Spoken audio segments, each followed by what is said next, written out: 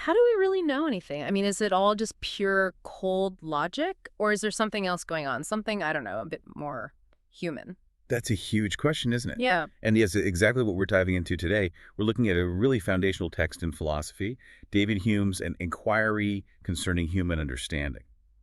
The version we have is from 1900, but the ideas go back to 1777. Right. And our mission here is pretty clear. We want to pull out the most important insights from Hume, try and make sense of some of his, well, pretty radical ideas and see how they shape our understanding of, human nature knowledge. And crucially, without getting lost in what Hume himself would probably call metaphysical jargon, he wasn't a fan of obscurity. Definitely not. So maybe we should start with Hume himself. Who was this guy? Okay, so David Hume, born in Edinburgh, 1711, came from a good family, but he was a younger son, so as he put it, he had a slender patrimony, not much inheritance. Ah, the classic younger son story. So literature was his path. Pretty much his whole life, yeah. Literary pursuits, he called them. He poured a huge amount of effort into his first big work, a treatise of human nature. Wrote it over 3 years while he was living in France. But that one didn't go so well initially, did it? No, it famously fell dead-born from the press, as he later said.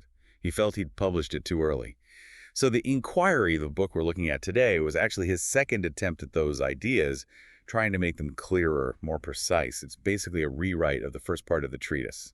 It's funny, though, isn't it? After all that deep philosophy, his only work that was actually a hit when it first came out was his political discourses. Yeah, in 1752. It is pretty ironic. And he personally thought his best work was another part of the treatise he rewrote, the Inquiry Concerning the Principles of Morals. But that one apparently just vanished without a trace at first. Wow. Shows you can't predict what'll catch on. But he did okay in the end, financially. Well, yeah. Despite the slow start, his writings eventually made him nearly £1,000, which was a lot back then. He became, in his words, opulent. And apart from a short time working for General St. Clair, he was pretty much dedicated full-time to his studies. And his personality sounds fascinating, too, even right up to the end. Adam Smith wrote about him being incredibly cheerful, even when he knew he was dying in 1776. He did. Smith tells this amazing story about Hume joking about what excuses he'd give Charon, the ferryman of the dead in Greek myth. Excuses? Like what? Like, oh, he needed just a bit more time to see how the public reacted to the latest edits in his books, or maybe stick around to see the downfall of some of the prevailing systems of superstition. Always the skeptic. It's brilliant. Smith really admired him, didn't he? Called his temper happily balanced, mentioned his frugality, but said it was about independence, not greed. His firmness, his humor, his focus, his learning. And his greatest depth of thought. Yeah, Smith basically said he came about as close as anyone could to the ideal of a perfectly wise and virtuous man. High praise indeed. Okay, so that's the man. Let's get into his philosophy. He starts by drawing a distinction, right, between two ways of doing philosophy, or the science of human nature. Exactly. He saw two main paths people take. First, what he called the easy and humane. Easy and humane. Sounds nice. What's that about? It focuses on us as active beings, driven by taste and sentiment. Think of writers like Cicero or Addison. They try to make virtue attractive, make knowledge enjoyable, using stories, examples, appealing to our imagination and emotions. It's philosophy aimed at inspiring action. Right, sort of like practical wisdom, maybe. Sort of. And then there's the other path, the accurate and abstract. This one sees humans primarily as reasonable beings and aims to form his understanding. Okay, so this is the more rigorous analytical approach. Definitely. It involves narrow scrutiny, digging deep to find the fundamental principles that govern how we think and feel. Thinkers like Aristotle or Malebranche fit here. So which side did Hume favor? Well, interestingly, he argued for a balance, a mixed kind of life. He thought plunging only into abstract thought could be dangerous, leading to pensive melancholy, endless uncertainty. So don't just live in an ivory tower. Exactly. His famous advice was, be a philosopher, but amidst all your philosophy, be still a man. Connect your thinking back to real life. But he still saw value in the abstract stuff. Oh, absolutely. He defended it strongly. He argued that abstract philosophy is actually essential for the easy, humane kind. It provides the foundation, the accuracy. How so? He's the great analogy.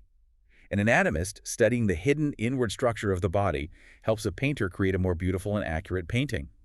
The abstract thinker is like the anatomist, providing the underlying truth. That makes sense. So that precision helps in other areas too. He thought so. The spirit of accuracy improves everything. Politicians become more foresighted, lawyers more methodical, generals more strategic. It's about clear, rigorous thinking having practical benefits. Okay, let's get to the core of his system now. This is where it gets really interesting, right? His ideas about how the mind actually works. Perceptions. Absolutely pivotal. He divides all perceptions of the mind, Yeah. basically.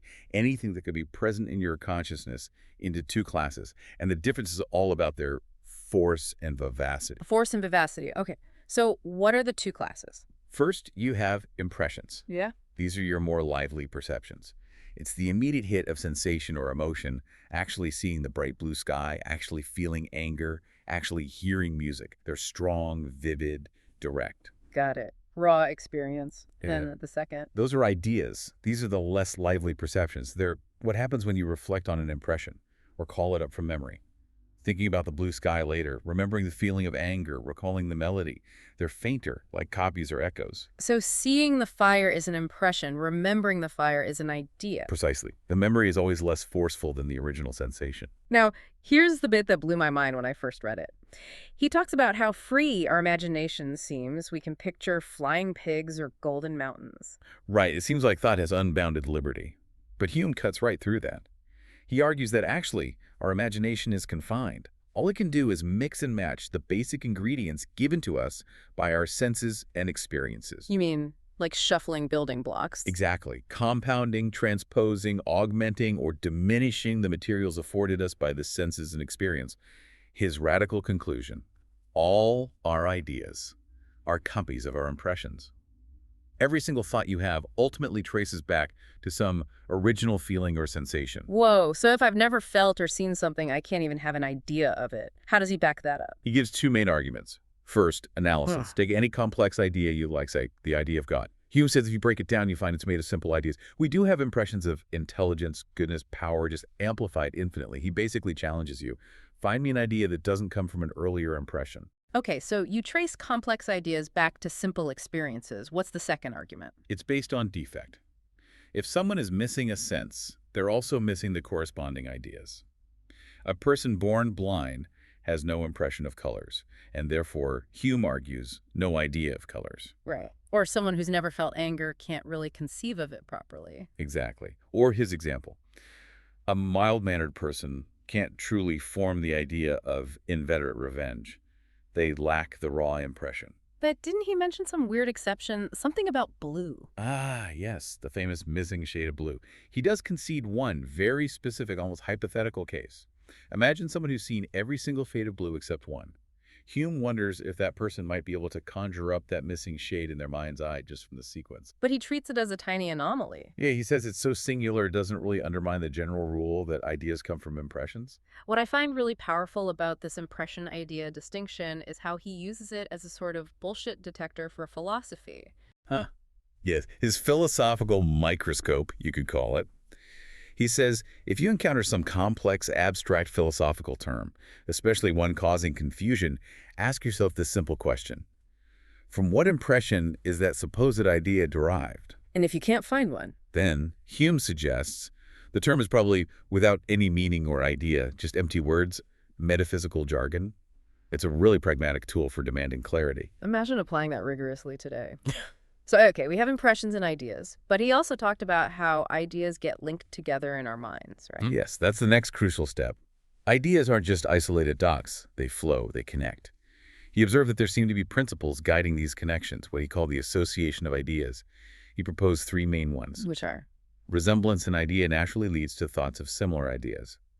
Contiguity in time or place, thinking of one object, makes you think of others you experience nearby or at the same time. And the big one, cause and effect. Ah, cause and effect. This feels like where things get really, really deep and maybe a bit unsettling. Definitely. This is probably Hume's most famous and arguably most impactful contribution. So, first, he divides all the things we can think or reason about into two categories. Okay, what are they? On one hand, you have relations of ideas. These are truths like you find in mathematics or logic. 3 times 5 equals half of 30.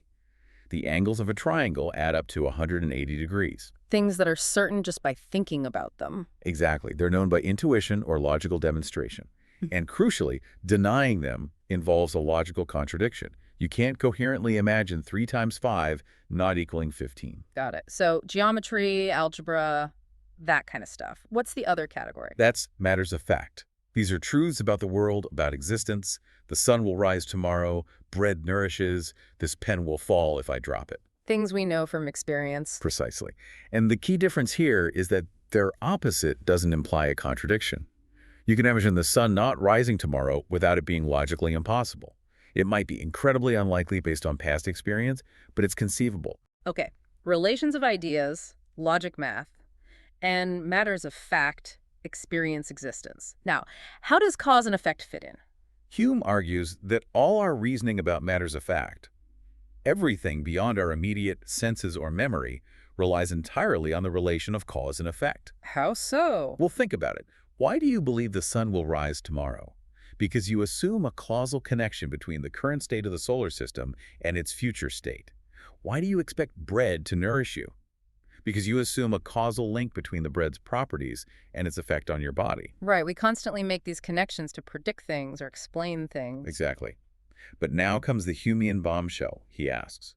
How do we actually know about these cause and effect relationships? No, from experience, right. We see one billiard ball hit another and the second one moves. Okay, but Hume pushes deeper. He argues first that this knowledge cannot come from reasoning a priori.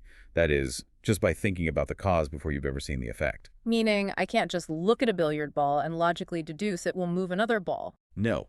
He says there's nothing in the idea of the first ball that logically entails the motion of the second. Adam couldn't have known water would drown him or fire would burn him just by looking at them for the first time. This knowledge arises entirely from experience. Okay, that seems reasonable. We learn causal connections by observing them. But, and this is the really radical part Hume then asks, even after we have experience, what justifies our inference from past observations to future predictions? What do you mean? Well, we see that in the past, objects that look like bread have always nourished us. So we infer that objects that look like bread will nourish us in the future. We see one event, hitting the ball, has always been followed by another, the second ball moving. So we expect it to happen again. What Hume asks is the reasoning behind that step. Isn't it just logic? Induction? But Hume says no. He points out that nature conceals from us those powers and principles that actually connect the cause to the effect. We only see the surface qualities in the sequence of events. We presume that similar-looking things will have similar hidden powers. Okay, so what's the problem with presuming that? The problem is finding the logical justification. The crucial inference is, I have found that such an object has always been attended with such an effect. Therefore, I foresee that other objects, which are in appearance similar, will be attended with similar effects. Hume demands the chain of argument, the reasoning, that bridges that gap. And he says there isn't one. He argues there isn't a logic one. It can't be a demonstrative argument like in math, because there's no contradiction in imagining the course of nature changing. The sun might not rise tomorrow, bread might suddenly poison us. It's possible. Okay, so it's not logically certain, but surely it's probable, based on overwhelming evidence. But that's where Hume catches you. He says any argument based on probability already assumes that the future will resemble the past. You're using the very principle you're trying to justify. It's circular reasoning. Wow, okay. That pulls the rug out. So our belief that the future will be like the past isn't actually based on reason? Not on demonstrative or probable reason, according to Hume. He uses that brilliant example. Even the most ignorant and stupid peasants, nay infants, nay even brute beasts, improve by experience. A child learns not to touch fire. Right. If that learning was based on some complex logical argument, how could an infant do it? It must be something more fundamental, more automatic.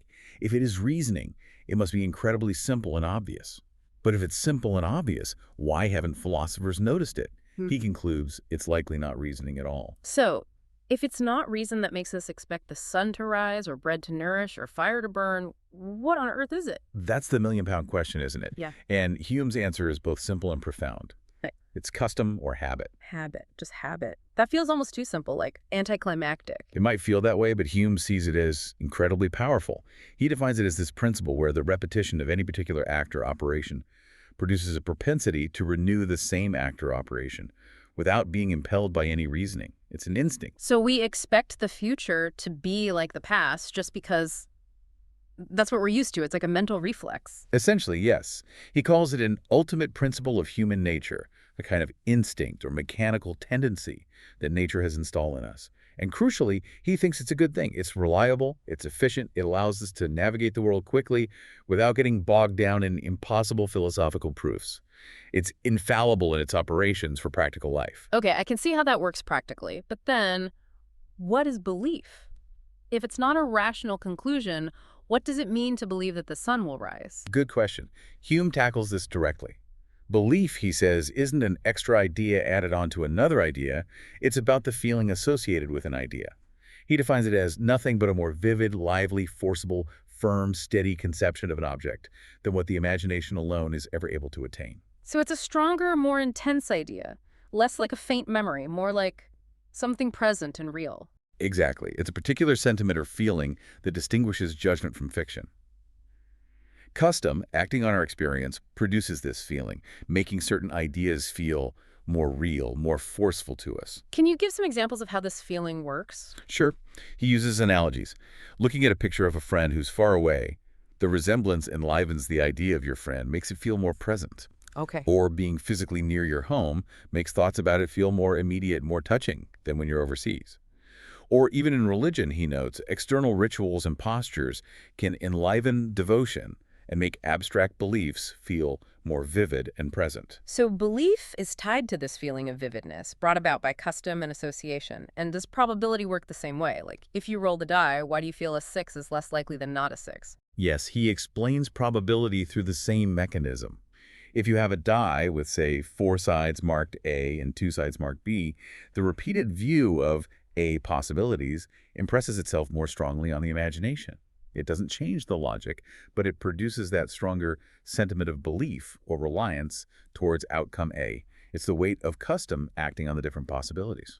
And he brings in animals again here, doesn't he, to support this idea of custom over reason. He does. It's a powerful point. Animals clearly learn from experience. A dog learns to expect pain from a whip. A horse learns how high can jump. We don't usually credit animals with complex logical reasoning powers. Right. So Hume asks, what allows them to make these inferences? It must be custom. It is custom alone which engages animals to infer its usual attendant. And if it's custom in animals, he suggests, then perhaps our own experimental reasoning is fundamentally similar, a kind of sophisticated instinct, rather than pure logic. That really reframes human reason, doesn't it? Makes us seem a bit less detached and purely rational. It certainly grounds our reasoning in our biological nature and lived experience. Okay, so if our understanding of cause and effect, and even belief itself, is rooted in custom and experience rather than pure logic, how does this apply when we encounter really extraordinary claims, things that seem to violate our normal experience? You mean like miracles? Exactly. Hume famously applies his principles to the question of miracles.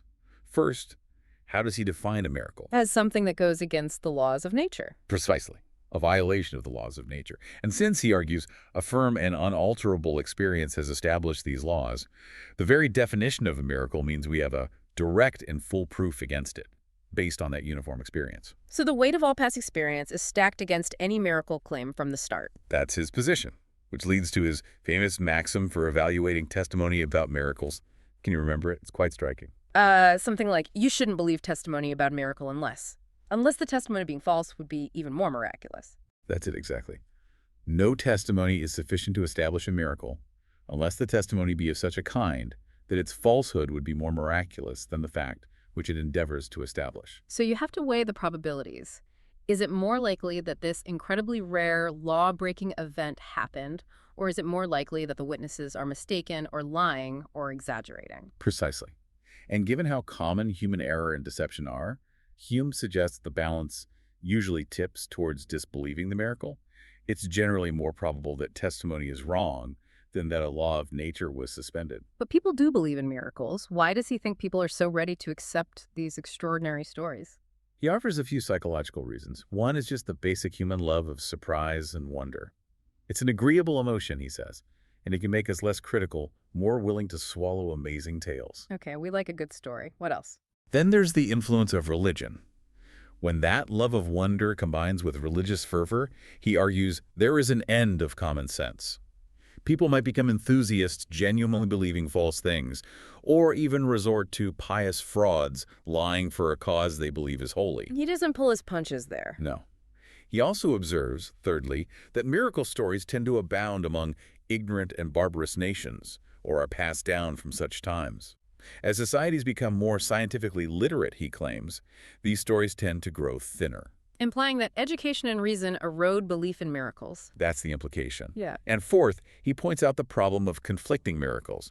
Miracles reported in different religions often serve to establish contradictory doctrines. So the miracles of one religion, if believed, effectively cancel out the miracles of all others. They undermine each other. He uses some historical examples too, right, to show how we naturally weigh testimony against experience. Yes. He mentions the Romans saying about not believing a story were it told me by Cato, meaning even the most reliable witness can't overcome an utterly unbelievable claim. And the Indian prince who didn't believe in ice. Right. The prince refused to believe water could become solid because it contradicted his entire uniform experience of warm climates. Hume sees this as perfectly reasonable, even though frost isn't technically miraculous, just outside the prince's experience. What about the Roman Emperor Vespasian supposedly curing people? Hume discusses that case, reported by respectable historians like Tacitus. But even then, Hume says, given how common the knavery and folly of men are, he'd sooner believe the historians were taken in by some deception than accept so signal a violation of the laws of nature. And the Cardinal de Retz story, the man regrowing a leg in Saragossa. Yes, another example where a supposedly credible witness, the cardinal, saw something extraordinary that many others believed. But Hume implies a cardinal, being shrewd, likely saw through the probable deception, even if he couldn't easily disprove it publicly. The point is always the balance of probabilities based on firm, uniform experience versus testimony about singular, law-violating events. Okay, so this whole analysis, cause and effect driven by custom, the critique of miracle testimony, it all seems to point towards a certain skepticism, a sense of the limits of what we can really know for sure. Absolutely. That leads directly to his discussion of skepticism itself and the limits of human reason. Hmm. He actually distinguishes between different kinds of skepticism. Like what? Well, there's what he calls antecedent skepticism. This is the idea, like Descartes tried, of doubting everything first, your senses, your reason, before you start building knowledge. And Hume's take on that. He thinks it's basically impossible and useless. If you truly doubted everything, you could never take the first step. He calls it incurable. You need some basic trust in your faculties to even begin thinking. So not that kind of radical doubt? What's the other kind? Consequent skepticism. This is the skepticism that arises after philosophical investigation, when you reflect on the weaknesses and limitations of your own mental abilities like the limits we just discussed regarding cause and effect. And this kind he approves of. Yes, in a moderated form. He calls it mitigated skepticism, or academical philosophy. He thinks this kind of gentle skepticism, born from understanding our limits, is actually durable and useful. Useful how? Why is it good to be a mitigated skeptic? Because it leads to intellectual humility. It encourages a salutary determination, he says, to restrict our inquiries. We should focus our mental energy on subjects that are actually suited to the narrow capacity of human understanding. So knowing our limits helps us focus on what we can know. What does he think those proper subjects are? He basically narrows it down to two main areas where human reason can operate effectively. First, abstract science or demonstration. This is the realm of quantity and number mathematics, essentially. Because those ideas are clear and precise. Exactly. The ideas are perfectly defined, entirely similar, and we can trace their relationships with certainty through logical deduction. Okay, so math is safe. What's the second area? Matter of fact and existence. This is everything else about the world. But here, he insists, knowledge is fundamentally different. It's not based on logical demonstration. Remember, whatever is may not be. Right. The opposite of a fact is always conceivable. So our knowledge here depends entirely on experience and on that principle of custom or habit that allows us to infer cause and effect and make predictions. It's empirical, not logical. Which leads us to his really fiery conclusion about what kind of knowledge is actually worthwhile, the bit about libraries. It's the famous committed to the flames passage. It's deliberately provocative. He says, when we examine any book, we should ask, does it contain any abstract reasoning concerning quantity or number? Is it math or logic? No. Does it contain any experimental reasoning concerning matter of fact and existence? Is it based on experience? No. 10. Commit it then to the flames, for it can contain nothing but sophistry and illusion. Wow. He's not literally advocating book burning, Right. surely. No, no, it's a rhetorical flourish. He's making a powerful philosophical point. Yeah. Any inquiry that isn't grounded either in the logical certainty of mathematics or in the empirical investigation of the world through experience is likely just meaningless speculation, sophistry, and illusion. It's a Mm, radical call for intellectual clarity and grounding. what a journey. Okay, let's try and wrap this up. We've gone through Hume's life, his fundamental breakdown of the mind into impressions and ideas. His really deep challenge to how we think we know about cause and effect, finding it's based on custom, not pure reason. Right, and how that impacts our assessment of extraordinary claims like miracles, leading to a kind of practical, mitigated skepticism. Yeah, it's a lot, but it hangs together as a really coherent and frankly quite revolutionary view of human understanding. And it feels incredibly relevant today, doesn't it? I mean, this isn't just dusty old philosophy. His ideas seem like a toolkit for critical thinking. Absolutely. In a world flooded with information, misinformation, and, well, metaphysical jargon of all kinds, Hume encourages you to constantly ask, what's the basis for this claim? Is it logical certainty? Is it solid empirical evidence? Or is it something else? It makes you question your own beliefs, distinguish between what you actually know from experience and what you just expect out of habit, value clarity. Exactly. It pushes for intellectual honesty. So here's maybe a final thought for everyone listening. If Hume is right, if our most basic beliefs about how the world works, that the sun will rise, that fire burns, are ultimately grounded not in unshakable logic, but in something more like an instinct, this custom, what does that imply about certainty in other areas of our lives? Yeah, think about science or politics or even just your everyday interactions and judgments. What kinds of customs or mental instincts might be shaping your most deeply held convictions, maybe in ways you haven't fully examined? What are the unquestioned habits of thought driving your own understanding of the world?